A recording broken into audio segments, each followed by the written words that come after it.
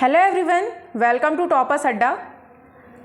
जैसे कि हमने अभी देखा इसके पहले वाले लेक्चर में नीति निर्देशक तत्व और मौलिक अधिकार में अंतर। अब हम बात करते हैं फंडामेंटल ड्यूटीज़ की, यानी कि मौलिक कर्तव्य, जो कि भाग 4 का यानी अनुच्छेद 51 का में वर्णित है। तो क्या कहता है ये मौलिक कर्तव्य? तो जो फंडामेंटल ड्यूटीज़ हैं, जब हमारा संविधान बना था तब ये वर्णित नहीं था, ठीक है। लेकिन ये कब आया हमारे संविधान में? 42वें संविधान संशोधन 1976 के द्वारा इसे जोड़ा गया सरदार स्वर्ण सिंह समिति के तहत, ठीक है। और ये जो मौलिक कर्तव्य है ये रशिया से लिया गया है, यानी रूस से लिया गया है। वहीं पे जो मौलिक अधिकार है वो अमेरिका से और नीति निर्देशक तत्व आयरलैंड से लिया गया है। अब ये जो मौलिक कर्तव्य हैं ये क्या हैं? तो इसको समझने से पहले एक थोड़ी सी चीज़ मैं ये बताना चाहूँगी कि आप इसके पहले देखे हो मौलिक अधिकार। तो मौलिक अधिकार क्या है? मौलिक अधिकार एक नागरिक को प्राप्त होते हैं और वो स्वतः प्राप्त हो जाते हैं उनको अपनी लाइफ को अच्छे से जीवन यापन और अच्छे से एंजॉय करने के लिए, ठीक है।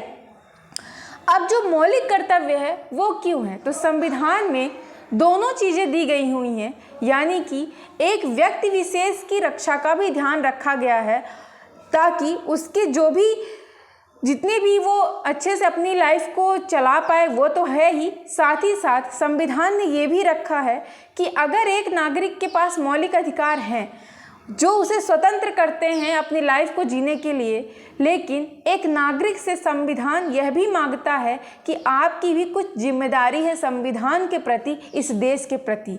यानी सभी नागरिकों का भी कुछ ना कुछ यहाँ पे जिम्मेदारी बनती है अपने देश के प्रति, जिसे नाम दिया गया मौलिक कर्तव्य। यानी ये सबकी एक तरह की ड्यूटीज़ है जिसे सबको निभाना चाहिए। तो 11 मौलिक कर्तव्य हैं और 11 मौलिक कर्तव्य में हम देखते हैं क्या क्या लिखा हुआ है। तो पहला लिखा हुआ है, इसका अर्थ यह है कि संविधान का पालन करें, उसके आदर्शों, संस्थाओं, राष्ट्रध्वज, राष्ट्रगान का आदर करें। यानी कि जो भी हमारे राष्ट्रगान है या राष्ट्रध्वज है या भी जो हमारे संविधान का जो भी पालन करने वाले जितने भी आदर्श हैं, उन सभी की हमें क्या करने चाहिए? रिस्पेक्ट करनी चाहिए। उनके प्रति हमारे मन में हमेशा सम्मान की भावना आनी चाहिए।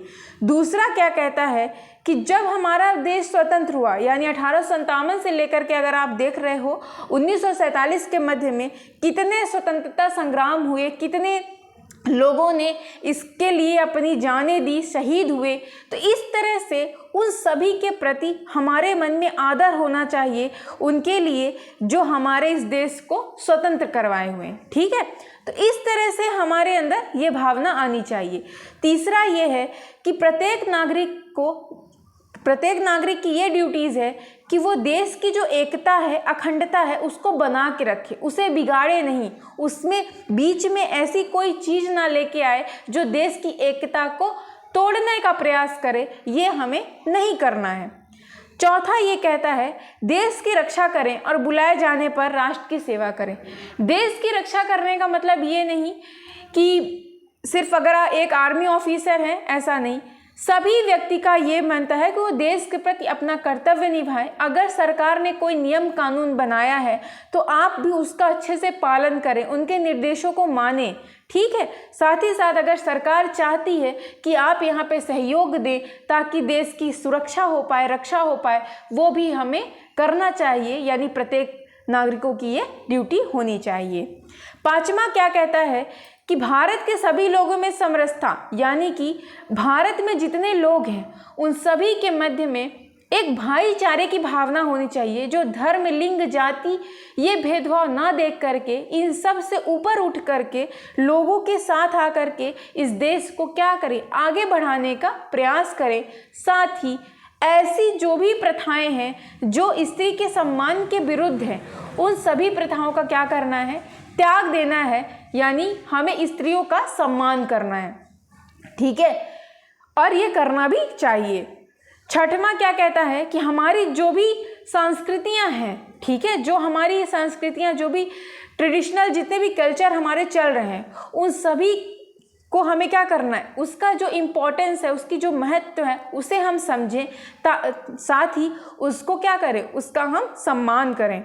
सातवां क्या कहता है कि जो भी हमारा एटमॉस्फेयर है, यानी जिस पर्यावरण में हम रह रहे हैं उसे हम स्वच्छ रखें, उसकी केयर करें। हम पेड़, अगर एक पेड़ काट रहे हैं तो हम उसे उसकी जगह पे 4 पेड़ लगाएं, स्वच्छ नदी रखें, है ना, स्वच्छ झील रखें, है ना, वहाँ पे कचरा ना डालें। जैसे कि स्वच्छ भारत मिशन मोदी जी के द्वारा चलाया गया, लेकिन मोदी जी तो घर घर नहीं जा सकते, ये लोगों की ड्यूटीज़ है कि वो उसको अच्छे से पालन करें, है ना। तो इस तरह से हम अपना जो गली है, चौबारा है, जो मोहल्ला है, जो देश है, उसे हम स्वच्छ रखें। तो ये सारी चीज़ें यहाँ पे क्लियर है।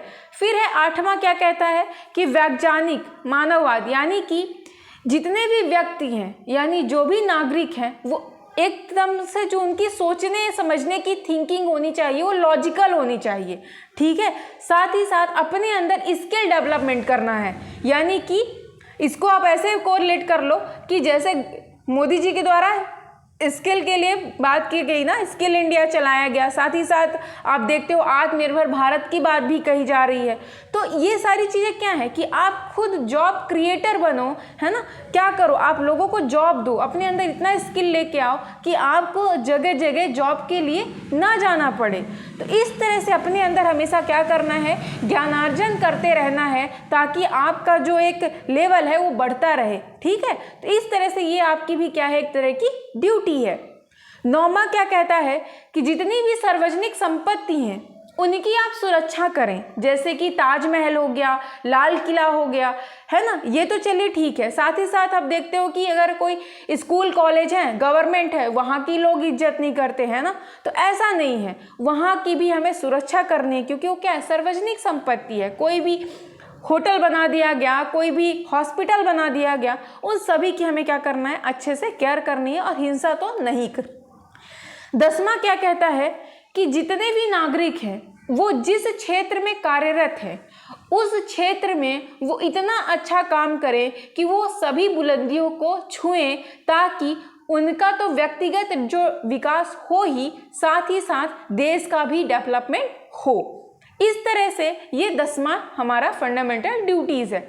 फिर बात करते हैं 11वां को बाद में जोड़ा गया 86वां संविधान संशोधन 2002 के द्वारा, जिसके तहत ये वर्णित किया गया कि 6 से 14 वर्ष तक के जितने भी बच्चे हैं उनके जो संरक्षक हों या उनके अभिभावक या माता पिता, उनका ये कर्तव्य है कि वो अपने बच्चों को क्या करवाएं, निःशुल्क शिक्षा जहाँ भी सरकार के द्वारा मिल रही है वहाँ पे ले जाकर के बच्चों का एडमिशन कराएं। ये उनका क्या है, एक मौलिक कर्तव्य है, ठीक है। अब एक प्रश्न और आता है कि मान लीजिए कोई नागरिक मौलिक कर्तव्य का पालन नहीं करता, तो क्या उसे जेल में डाल दिया जाएगा?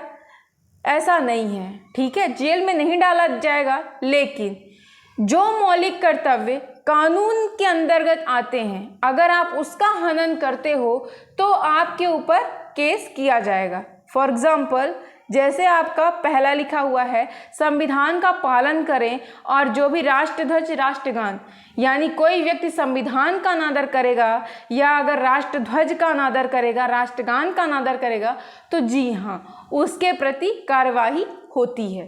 क्लियर? लेकिन नॉर्मली अगर आप ऐसे कर रहे हो तो नहीं होता।